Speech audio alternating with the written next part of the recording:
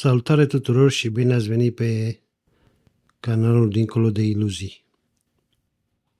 Acum câteva zile mă uitam la televizor și am dat peste o emisiune, să zic așa, la un post de televiziune care de obicei face propaganda Rusiei.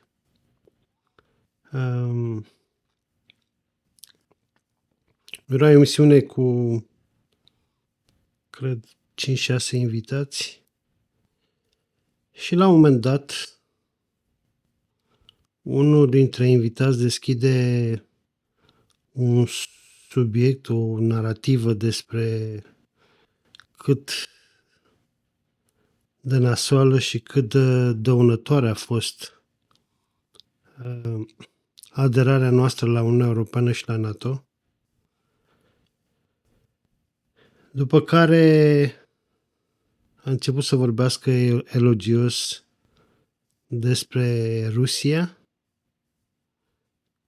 și în special cât de bună este infrastructura Rusiei, cât de frumoase sunt orașele Rusiei și cum noi am pierdut timpul în Uniunea Europeană în loc să ne dezvoltăm prin forțe proprii. Am stat și am așteptat bani de la Uniunea Europeană, am cerșit bani de la Uniunea Europeană și în timp ce Rusia s-a dezvoltat foarte bine și fără să aducă nicio dovadă, adică fără să dea vreo imagine, vreau să spun că totul era regizat în studio, absolut totul, pentru că toți din studio erau de acord, adică o chestie care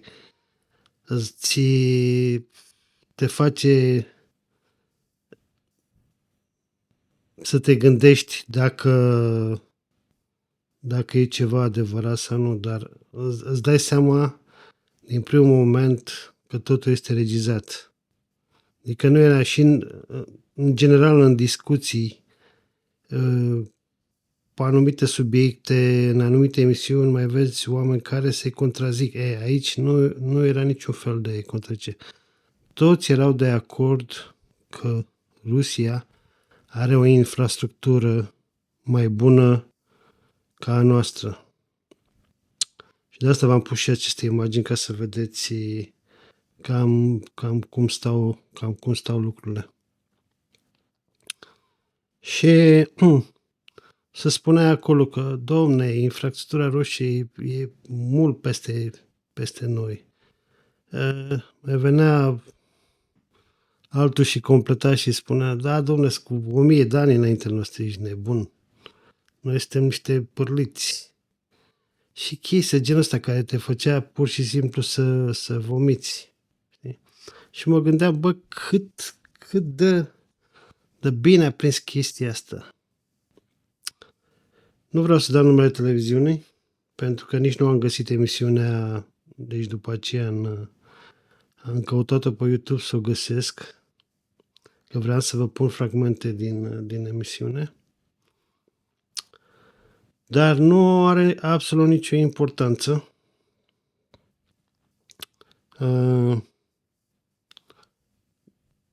Vedeți aceste imagini pe care le-am găsit pe internet și ca să fac așa cum să spun eu, o chestie foarte credibilă, am intrat și pe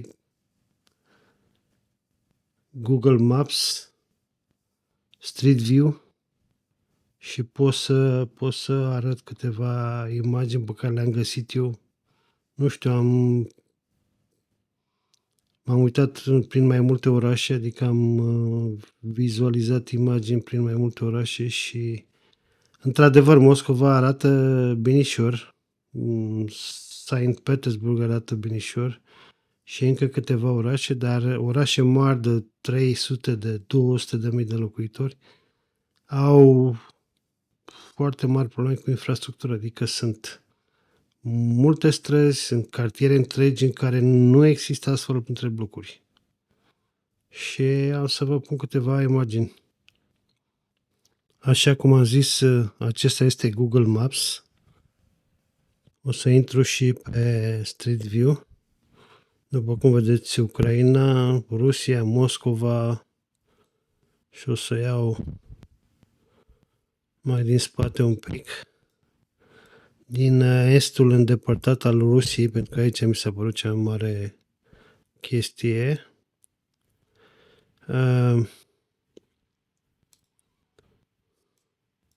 Nu știu de ce fac eu chestia asta. Un oraș care se numește Iacutsk. Mi-am selectat aici și ca să vedeți și pagina după internet, după Google. Iacutsk are undeva la estimat, da, undeva la 344.000 de locuitori în 2025. Iar un oraș care am selectat este Briansk, din vestul Rusiei, are undeva la 391.000 de locuitori. Și hai să trecem la acest Iacutsk.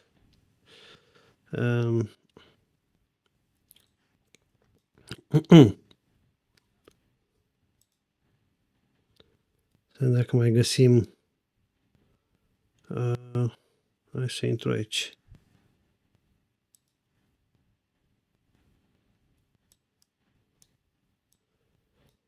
După cum vedeți, totul arată gri. Deși imaginile sunt din iulie 2021, deci nu sunt nici noi, nici foarte vechi. Nu cred că s-a schimbat foarte mult, dacă nu s-a schimbat nimic în 30 de ani de la căderea comunismului, nu cred că s-a schimbat foarte mult din 2021 până astăzi, în special prin faptul că Rusia poartă un război și nu cred că mai au bani să mai facă altceva. Cum vedeți, nu există asfalt în multe locuri. În multe locuri. Blocurile arată cam așa. Deci sunt, nu știu ce vreau să spun acel 50, că s-a făcut în anul 50, nu e. SSR, acest. Adică blocurile sunt pe timpul Uniunii Sovietice, asta e clar, după. Și nu s-a mai făcut nimic pe aici. Cred că s-a degradat mai mult. Au niște barăci, gunoaiele arată cam așa. După câte am văzut eu, blocurile sunt pe niște piloane de beton. Nu arată prea încrezător pentru un caz în care va avea loc vreun cutremur sau ceva. Și arată așa. Pe aici se poate intra? Nu se poate intra. Din păcate. Aici. Da, aici se poate intra.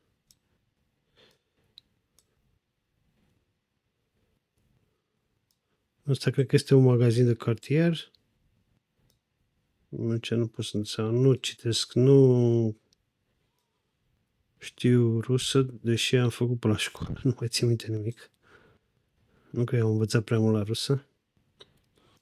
Și cam așa arată. Vegetație neîngrijită. Uite, avem și niște flori aici. Așa arată vegetația, așa arată străzile.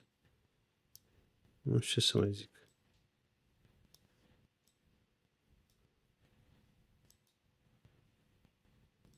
Mai sunt și porțiuni cu beton. Pe aici. Asta e o stradă mai principală. Într-un cartier. Se vede că sunt blocuri multe. Și cam așa arată prin cartier.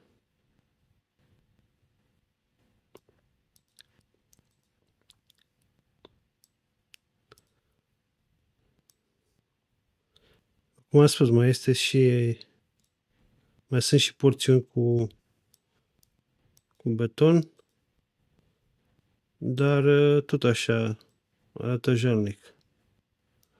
Haideți să mai intrăm și în altă parte, în altă regiune a Rusiei, unde am mai descoperit. În general, dacă te uiți în sate, hai să vă arăt așa. Orice sat, nu știu dacă e. Orice sat intri, se vede că sunt străzi de pământ. Majoritatea satelor sunt străzi de pământ.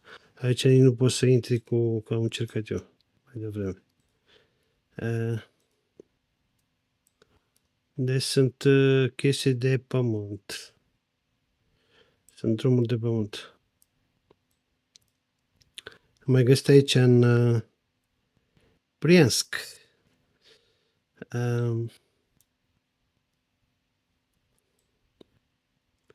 Briansk.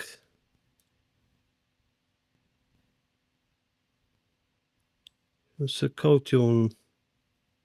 Pentru că îți dai seama, sunt multe străzi care au în genul pământ. Uite, de exemplu, cum e strada asta. Și arată cam așa. Deci asta este într-un oraș în... nu știu dacă mai merge în spate, nu. Asta este în oraș în Briansk. Cam așa arată. Deci, după cum se vede, infrastructura este la pământ, în multe zone. Orașe de 100-200.000 de locuitori sunt, în general, au câteva străzi asfaltate. Deci, propaganda Rusiei și arată ca după război. Uite, știa, eu impresia că pe aici s-a bombardat. Deci nu mai trebuie să mai zic nimic. Imaginile vorbesc de la sine. Cam așa arată. Da. Aici mai bine, o stradă principală. Da? Așa aici, uite, vezi? Cum intri pe zonele astea, nu știu dacă se poate. Oriunde intri aproape. Nu, moale. Arată undeva, mai rău decât arată la noi în anii 80-90. Mai rău. Și asta este imagine în aprilie 2021. Da. Cam asta este. Nu știu, mai dau și pe în altă parte. Deci dacă te duci în zonele astea cu unde sunt sate, de exemplu,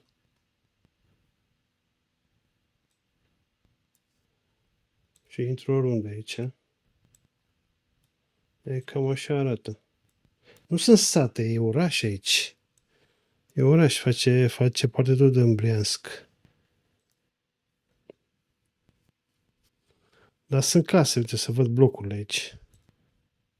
Sunt case. Deci infrastructura Rusiei e praf în general. Și vin propagandiștii și ne spun nouă că, mamă, să vezi ce bine e Rusia, știi? De asta spun că sunt și mulți creduli care... Oamenii ăștia cred că sunt plătiți să facă chestia asta, adică cred, mai mult ca sigur sunt plătiți să facă chestia asta. Propaganda, rușii investesc foarte mult în propaganda în România, foarte, foarte mult, pentru că e mult mai simplu să dezbini o țară și să o cucerești fără să... Și mai ieftin, adică dacă faci un război, bagi miliarde, sute de miliarde sau mii de miliarde. Dar cu o jumătate de miliard sau un miliard poți să faci dezordine cam în toate țările din Europa. Știi, uite cum se... Deci, și este un oraș de 391.000 de locuitori. Cum se prezintă. Cam așa se prezintă, după cum se vede. Deci cam asta am vrut să vă spun. Vă doresc o zi bună.